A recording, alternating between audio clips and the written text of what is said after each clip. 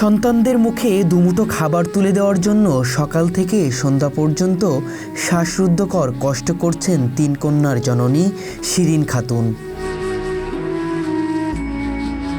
পেশায় একজন রাজমিস্ত্রির হেল্পার। সন্তানদের মুখে হাসি ফোটানোর জন্য, সন্তানদেরকে মানুষের মতো মানুষ করার জন্য নিজের সব সুখ আহ্লাদ ত্যাগ করতে সদা প্রস্তুত মা শিরিন খাতুন। যে কোনো পরিস্থিতিতে সন্তানদেরকে পরম মমতায় আগলে রাখেন তিনি। নিজের কষ্ট দুঃখ কখনোই সন্তানদেরকে বুঝতে দেন না।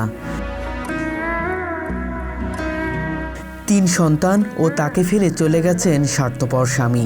নিরুপায় হয়ে সন্তানদের মুখের দিকে তাকিয়ে এই কষ্টের পেশা বেছে নিয়েছেন তিনি। একজন মা কতটা সংগ্রামী হতে পারে তা শিরিন খাতুনকে না দেখলে বোঝা যেত না। একজন বাবা সন্তানদেরকে খুব সহজেই ফেলে যেতে পারে, কিন্তু মা কখনোই তার সন্তানদেরকে ফেলে যেতে পারে না। মা তার জীবনের সবটুকু দিয়ে সন্তানদেরকে আগলে রাখে।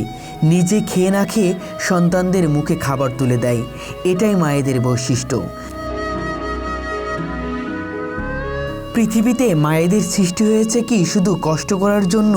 প্রতিটি মা তার নিজ নিজ জায়গা থেকে সংগ্রামী, তবে শিরিন খাতুন একটু ব্যতিক্রম। রাজধানীর হাজারীবাগ পুরান থানা এলাকায় ময়লার পানির ড্রেন তৈরি করতে দেখা যায় তাকে। 6 জন পুরুষ রাজমিস্ত্রির সাথে তিনি একাই শুধু নারী রাজমিস্ত্রি কাজ করছেন। দীর্ঘ 9 থেকে 10 ঘন্টা টানা কাজ করতে হচ্ছে তাকে। কখনো বালতিতে পানি নিয়ে এক জায়গা থেকে অন্য জায়গায় নিয়ে যেতে হচ্ছে, কখনো বা সিমেন্ট বালু মিক্সড করে পাতিলে করে মাথায় নিয়ে মিস্ত্রিদের কাছে নিয়ে যেতে হচ্ছে, আবার কখনো ইট এগিয়ে দিচ্ছে। এভাবেই চলছে তার বিরামহীন কাজ। প্রতিদিন যা ইনকাম করছে সেটা দিয়েই তার 3 কন্যা সন্তানদের মুখে খাবার তুলে দিচ্ছে, পাশাপাশি সন্তানদের সুশিক্ষায় শিক্ষিত করছেন। পৃথিবীতে সবচাইতে মধুরতম শব্দ মা। যখন সবাই ছেড়ে চলে যায় তখন মা তার সন্তানদেরকে আঁকড়ে রাখেন। মায়ের সঙ্গে যদি কোনো কারণে বাবার ছায়াটুকু না থাকে, তবে মাকেই নিতে হয় সন্তানের লালন পালনের গুরুদায়িত্ব।